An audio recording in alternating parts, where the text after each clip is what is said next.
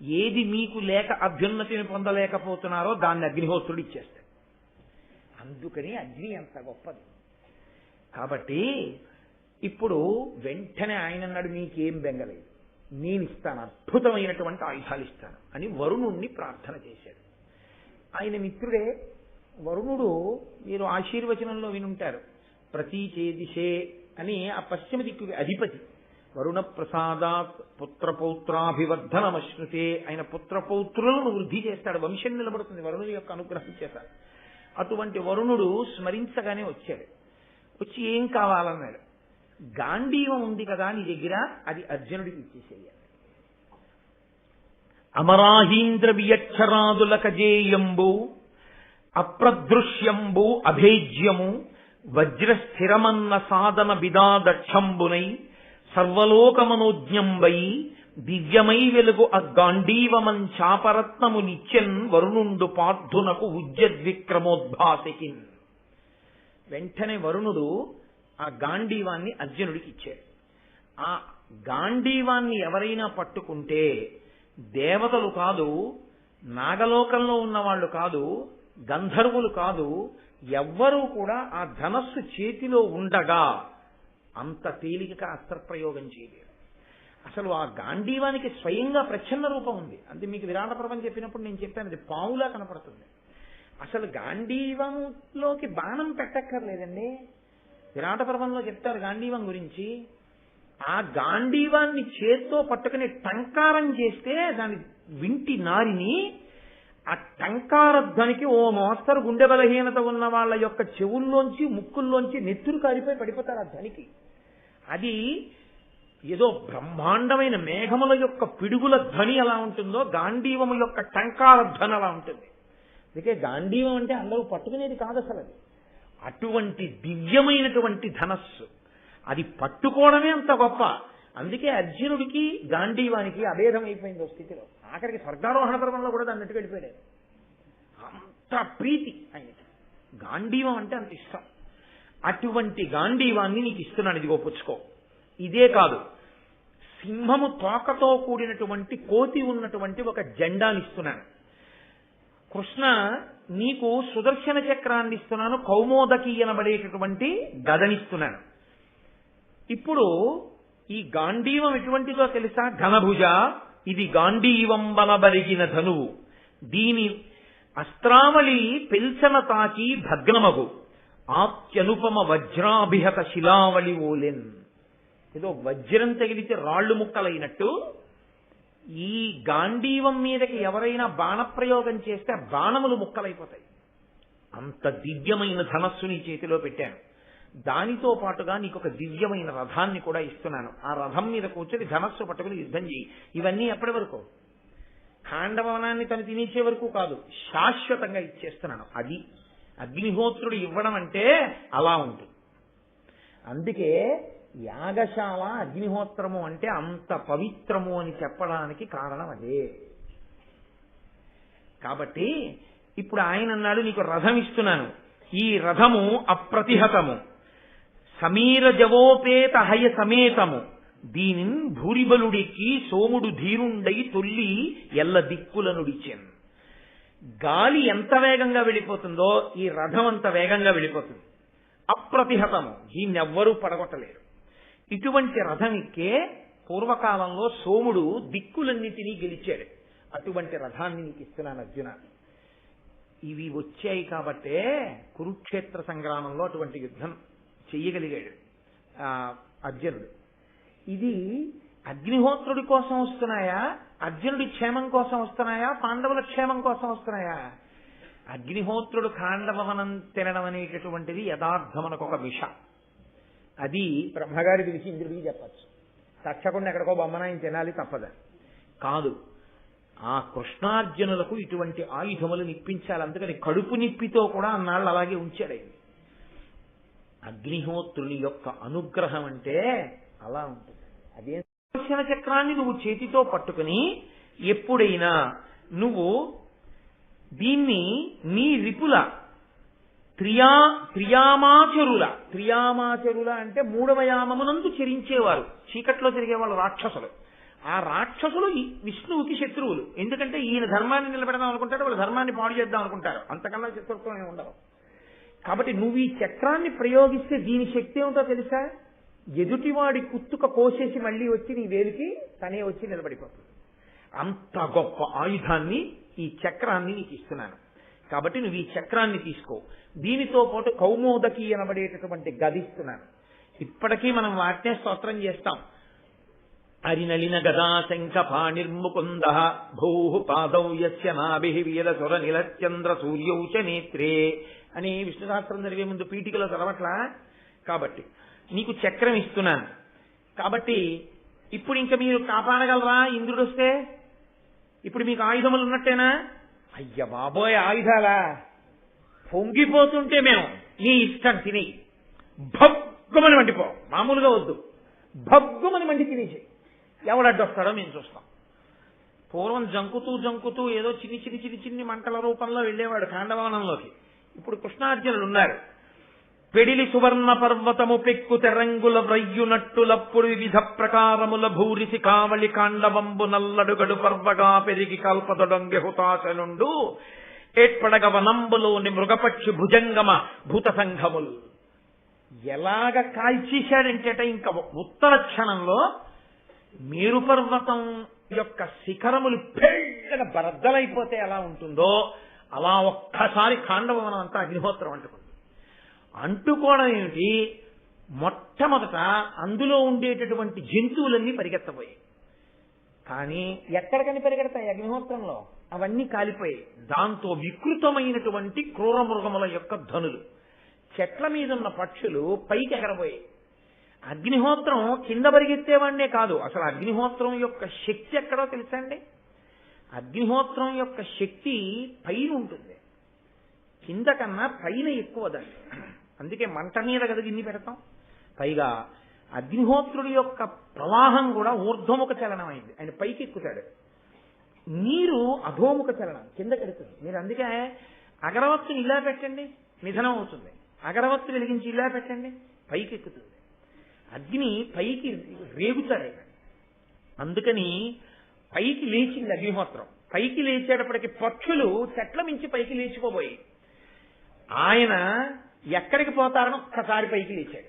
లేచేటప్పటికి జ్వాలలకి అవన్నీ కింద పడిపోయి కొవ్వలాడుతూ పక్షుల ధనులు, క్రూర మృగాల ధనులు, ఈ ధనులతో పక్షులన్నీ కాలిపోతున్నాయి.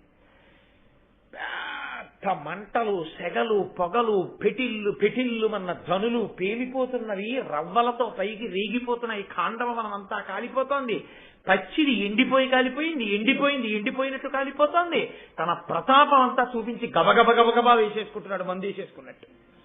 చూడండి, ముందు తొందరగా ఇది వేసుకోండి, ముందు ప్రాణరక్షణ జరగాలి మీకు అన్నవాడు ఒక గంట వేసుకున్నాను లేదో చూసొద్దాం టీవీ అంటాడేంటి, ముందు గబుక్కుని వేసుకుంటాడు ఏ మంచి నీళ్ళతోటో. అలా గబగబా కాల్చేస్తున్నాడు ఖాండవనాన్ని. ఈ కాల్చడంలో ఏమైందో తెలుసా అండి? హంసలు, కారండవములు, బెగ్గురు పక్షులు, జలపక్షులు, మీరు చదవాలి మహాభారతంలో. నిజంగా జలాశయములు ఉన్నాయి ఇక్కడ. ఈ జలాశయాల్లో కప్పలున్నాయి, చేపలున్నాయి, ఇవన్నీ ఉన్నాయి. ఇంత వేడొచ్చేటప్పటికీ ఈ సరోవరములో ఉన్నటువంటి నీళ్లన్నీ గుబ్బ మరిగిపోయేటప్పటికి అందులో ఉన్నటువంటి జలపక్షులు, చేపలు, కప్పలు, ఎండ్రకాయలు, తాబేళ్లు ఉడికిపోయి ఉత్తర క్షణంలో పైకి ఇలా నీటి మీదకి తేలిపోవడంలో ఏమైపోయిందంటే నీరు ఇంకిపోయింది, ఇది కాలిపోయి. ఇంత విచిత్రంగా కాలిపోతుంటే ఉత్తర క్షణంలో ఈయన కాల్చినంత వేగంగా ఇంద్రుడికి కబురు వెళ్ళదుగా. ఏమన్నా ఖాండవనం ఇంతలా కాలిపోతోంది అని ఇంద్రుడికి చెప్పాలండి. వాళ్ళ స్నేహితుడు ఉన్నాడు ఇందులో తచ్చకుడు అన్నవాడు వాడు ఉండాలిగా, ఎవడో వాడు వెళ్ళి చెప్పాలిగా. వెళ్ళి చెప్పారు ఇంద్రుడికి. అమ్మ బాబోయ్, అందులో నా స్నేహితుడు ఉన్నాడు తక్షకుడు, కాలిపోతాడేమో, వెళ్ళండి అని బ్రహ్మాండమైన మేఘాలని పంపించి వర్షధారలు కురిపించాడు. అగ్నిహోత్రుడు అన్నాడు, అర్జున, కృష్ణ, వర్షపు ధారలు ఎన్ని మేఘాలు వచ్చేసాయో కురిసేస్తున్నాయి అన్నాడు. మీరేం భయపడకండి, అలా భోజనం చేయండి అన్నారు వాడు. అనేసి అర్జునుడు వెంటనే గాంధీవానికి సంధించి అక్షయ బాణతూణీరములలోంచి ఎప్పుడు వింటినారి లాగాడో, ఎప్పుడు సంధించాడో, ఎప్పుడు విడిచిపెట్టాడో తెలియదు. వర్షపు నీటి బిందువులు కూడా కింద పడడానికి వీలు లేని రీతిలో బాణ పరంజా కట్టేశాడు ఖాండవ వనం అంతా. అది కూడా ఇవాళ మనం ఇలా నీరు జారిపోయేటట్టు కట్టాం. ఖాండవనం బయట నీళ్లు పడేటట్టుగా కట్టాడు ఆ పరంజాని. పడినటువంటి నీళ్లన్నీ దాని నుంచి కిందకి వెళ్ళిపోతున్నాయి, మేఘాలవి. కింద అగ్నిహోత్రం అద్భుతంగా కాలిపోతాం. ఇప్పుడు ప్రమాదం ఏమొచ్చిందో తెలుసా అండి? ఏమైనా అక్కడ ఇక్కడ మిగిలినవి ఏమైనా ఉంటే అవి ఎగిరిపోదామని పైకెడితే ఇంకా వెళ్ళడానికి వీలు లేకుండా పైనోటి అడ్డొచ్చింది అచ్చాలని. అలా అని కింద పడితే అగ్నిహోత్రుడు తినేస్తున్నాడు. ఆయనకి ఎవ్వడూ తప్పించుకోవడానికి వీలు లేకుండా అన్నీ తినడానికి బాగా పనికొచ్చింది. కనపడ్డవన్నీ తినేస్తున్నాడు. చూశాడు ఆ ఇంద్రుడు, ఇలా కాదు అమ్మ బాబాయ్ కృష్ణార్జునులు రక్షిస్తున్నారు అగ్నిహోత్రుణ్ణి, కాబట్టి నా వేపున మీరందరూ రండని సుర గరుడ నాగ సిద్ధ గంధర్వ యక్ష జాతులన్నిటినీ తీసుకుని వచ్చేశాడు. ఇంతమంది బాణప్రయోగం, ఒక్క కృష్ణార్జునులు ఒక పక్కన. ఇంతమంది వాళ్ళు వేసినటువంటి బాణ సమూహముల చేత చెల్లా చెదరైపోయి దిక్కులు పట్టి పారిపోయి ఇన్ని జాతులు. దేవతలందరూ వెళ్ళిపోయారండి అర్జునుడు ఇచ్చిన బాణాలకి. దేవతలు కాదు, ఈ సురలు గంధర్వులు నాగులు వీళ్ళందరూ దిక్కులు పట్టి పారిపోయారు కృష్ణార్జునుల యుద్ధానికి. ఆయనంతా తర్ఫీదిచ్చేశాడు గాంధీవంతోనూ చక్రంతో యుద్ధం చేయడం రేపు కురుక్షేత్రం కోసం అని. ఇప్పుడు ఇంత పెద్ద యుద్ధం జరుగుతుంటే అశరీరవాణి పైనుంచి పలికింది, ఏమయ్యా ఇంద్ర, నీకు ఇప్పటికైనా అర్థం కాలేదా? వాళ్ళిద్దరు ఎవరనుకుంటున్నావు? నరనారాయణులు.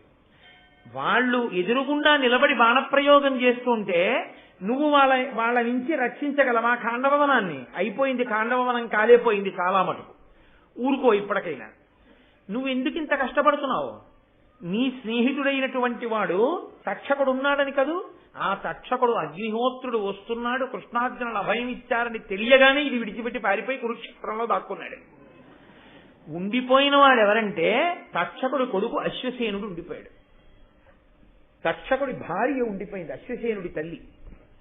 అగ్నిహోత్రుడు కాల్ చేస్తుంటే తల్లి పారిపోలేకపోతే అశ్వసేనుడు పైకి ఎగిరిపోతూ, అమ్మా నా తోక కరిచి పట్టుకో తీసుకుపోతానన్నాడు. తోక కరిచి పట్టుకుంది తక్షకుడి భార్య, అశ్వసేనుడు పైకి వెళ్ళిపోతున్నాడు. చూశాడు అర్జునుడు, ఆహా నా నుండి ఇలా తప్పుకుంటావా అని ఒక బాణం చేత ఆ అశ్వసేనుడి తోక కొట్టేశాడు. తోక తెగిపోయి తక్షకుడి భార్య అగ్నిహోత్రంలో పడిపోయి కాలిపోయింది. ఇంకొక బాణం తీసి అశ్వసేనుడిని కొడుతున్నాడు. అమ్మ బాబోయ్, రేపు స్నేహితుడు వచ్చి నా కొడుకుని రక్షించలేదంటాడేమో, ఇప్పటికే అతని భార్య చచ్చిపోయిందని మోహిని అనబడేటటువంటి విద్యని ప్రయోగించాడు ఇంద్రుడు. ప్రయోగించడంలో ఒక్క క్షణం బాణప్రయోగం చేయడంలో తత్తరపడ్డాడు అర్జునుడు. ఒక్క క్షణం ఆ మోహిని విద్యకి, అంతే. ఈలోగా కురుక్షేత్రానికి పారిపోయాడు అశ్వసేనుడు కూడా. కాబట్టి తక్షకుణ్ణి అశ్వసేనుణ్ణి రక్షించుకోగలిగాడు ఇంద్రుడు, కానీ తక్షకుడి భార్య మాత్రం అందులో కాలిపోయింది. తదనంతరం కృష్ణుడు నముచి అనబడేటటువంటి ఒక రాక్షసుని తమ్ముడు మయుడు ఆ ఖాండవవనంలో తిరుగుతుంటే సుదర్శన చక్రాన్ని ప్రయోగించాడు. వాడు పారిపోయి వచ్చి అర్జునుడి చాటుకి చేరి కృష్ణుడు చక్రప్రయోగం చేశాడు. నువ్వు సుక్షత్రియుడికి శరణాగతి చేస్తున్నాను, నన్ను కాపాడన్నాడు. ఎవడైనా సరే కాల్చేస్తాను అనలేదు అర్జునుడు. శరణాగతి చేశాడో వాణ్ణి మాత్రం చంపకూడదు, అది క్షత్రియుడి ధర్మం. నేను మీకు అదే మనవి చేసింది. ఎవడు ధర్మాన్ని పట్టుకున్నాడో వాడికే రక్షణ. కాబట్టి నిన్ను నేను చంపను అని వెంటనే ఆ శరణాగతి చేసినటువంటి ఆ మయుడనబడేటటువంటి రాక్షసుణ్ణి మాత్రం కాపాడాడు. ఇందులో నన్నయ్య గారు ఆంధ్రీకరించినటువంటి భారతంలో అద్భుతమైనటువంటి ఘట్టం ఒకటి ఉంది. ఇది చాలా గొప్ప ధర్మ సూక్ష్మ సమన్వయం చేయగలిగినటువంటి ఘట్టం. చాలా గొప్ప విషయాన్ని గృహస్థాశ్రమంలో ఉన్న వాళ్ళకి నేర్పుతూ ఉంటుంది. మందపాలుడు అని ఒక రాజుగారు, ఆయన ఒక 1000 దేవతా సంవత్సరముల పాటు తపస్సు చేశాడు. చేసి అది కూడా బ్రహ్మచర్యంతో తపస్సు చేసి ఆయన తిన్నగా ఊర్ధ్వలోకాలకు వెళ్ళిపోయాడు. వెళ్ళిపోతే ఆయన్ని చూసి వెంటనే ద్వారాలు మూసేసేయండి అన్నాడు. లోపలికి రావడం కాదు, ద్వారం మూసి ద్వారం కనపడకుండా వెనక్కి పంపించండి అన్నాడు. ఆయన అన్నాడు, నేను 1000 దేవతా సంవత్సరములు తపస్సు చేశాను, నేను అసలు ఎందుకు రాకూడదు ఈ ఊర్ధ్వలోకాల్లోకి అన్నాడు. నువ్వు బ్రహ్మచర్యంతో ఉండిపోయి తపస్సు చేశావు. సన్యాసమన్నా తీసుకోవాలి, గృహస్థాశ్రమంలో కన్నా వెళ్ళాలి. బ్రహ్మచారిగానే మిగిలిపోయి చాలా చేసినా వాళ్ళకి ఊర్ధ్వలోకముల యొక్క ద్వార దర్శనం కూడా ఇవ్వు. నీకు పితృణం తీరలేదు, నువ్వు సంతానాన్ని కనాలి. పిచ్చి పిచ్చి వేషాలేసి ఏదో వేదాంతం వంట పట్టిందని పెళ్లి చేసుకోమనే వాళ్ళకి వాత. నన్నయ్య గారి భారతంలో ఈ ఘట్టం. నువ్వంటూ తరించాలంటే పితృగుణం తీరితేనే. బ్రహ్మచారిగా నువ్వు ఉండిపోతే జరత్కారోపాఖ్యానం విన్నారుగా, పైతరాల వాళ్ళని కూడా కిందకి దింపేస్తారు. కిందకి దింపేసి ఒంటి వేరుతో వెలవాడుతున్న గడ్డి దుబ్బుల చేత పట్టించి వేర్లు ఎలక రూపంలో యమధర్మరాజు గారు కొడికి కింద వారేస్తారు హీనలోకాల్లో. మీరు విన్నారు జరత్కారోపాఖ్యానంలో. 2, ఎవడు వివాహం చేసుకుని సంతానమును పొంది పితృదేవతల యొక్క రుణాన్ని తీర్చుకోలేదో అటువంటి వాడికి అసలు ఊర్ధ్వలోకముల దర్శనమివ్వరు. కాబట్టి నువ్వు ఎంత తపస్సు చేస్తే ఎవడకు కావాలి? నువ్వు బ్రహ్మచారిగా ఉండిపోయావు, పో వెనక్కి. ఆయన గబగబా వెనక్కి వచ్చి, నేను ఇప్పుడు సంతానాన్ని పొందితే తొందరగా వెళ్ళిపోవచ్చు. తొందరగా సంతానాన్ని పొందడం మాంసపిండానికి సాధ్యం అవుతుంది. అంటే పక్షికి తొందరగా సంతానాన్ని కంటుంది. పక్షి గుడ్డి పెట్టి పెరిగితే పిల్లయిపోతుంది. కాబట్టి నేను పక్షినైపోతే, ఒక ఆడపక్షితో సంభోగిస్తే నాకు సంతానం కలుగుతుంది. సంతానం కలిగితే ఊర్ధ్వలోక ప్రాప్తి. నాకు శక్తి ఉంది కాబట్టి పక్షినైపోతాను అని తాను ఒక లావుక పక్షిగా మారి ఒక ఆడలావుక పక్షి, జరిత దాని పేరు, ఆ జరిత అన్న పక్షితో కూడితే ఆయనకి 4 కొడుకులు పుట్టారు. తండ్రి మహాబ్రహ్మజ్ఞాని కదండి. ఉపాధి ఏదైతే, ఉపాధితో సంబంధం ఉండదు మీకు. భక్తితో ఒక్కొక్కసారి ఏ వేదంబు పఠించలూత భుజగం వేశాస్త్రములు సూచే తాను ఏ విద్యాభ్యాసమునస్య కరి చించే మంత్రము హించే బోధా విద్భావ నిదానములు చదువులయ్యా కాదు మీ పాద సంక్షేమాసక్తియ కాక జంతుతకిన్ శ్రీకాళహస్తీశ్వర అంటాడు ధూర్జటి. పాము, ఏనుగు, సాలెపురుగు ఇవి కాళహస్తీశ్వరుణ్ణి ఆరాధించి మోక్షాన్ని పొందలేదా? ఉపాధి ఏదైతే ఎవడకు కావాలి? మనుష్యుడిగా పుట్టావు, ఒక్క పూట సంధ్యావందనం చేయవు, ఒక్క యాగం చేయవు, యాగశాలకు ప్రదక్షిణం చేయవు, దేవాలయంలోకి రావు, ఒక్కసారి నామం చెప్పావు. ఎవడకు కావాలి మనుష్యోపాధి?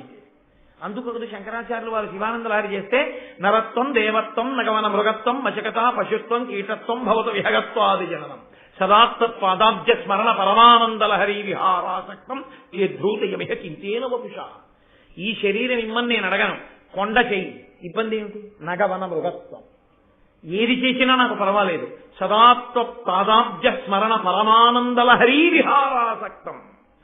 నీ పాదములను నిరంతరము స్మరించడము యందు గొప్ప ఆనందాన్ని పొందాలి.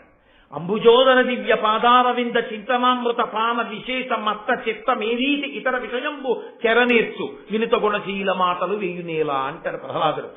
ఆ మందార మకరంద పానము చేత మచ్చెక్కిపోయిన హృదయానికి ఇతర విషయాలు ఎందుకయా తండ్రి, నాకు అక్కర్లేదన్నాడు. కాబట్టి ఉపాధితో సంబంధం ఉంది. కొండగా పుట్టింది భద్రాచలం, అయితేనే అవతారాన్ని విడిచిపెట్టేసినటువంటి రామచంద్రమూర్తిని మళ్లీ తీసుకొచ్చి కూర్చోబెట్టింది. ఆయన మరిచిపోయిన ఆయుధాలు ఎలా పట్టుకోవాలో కానీ తీసుకొచ్చి కూర్చోబెట్టింది.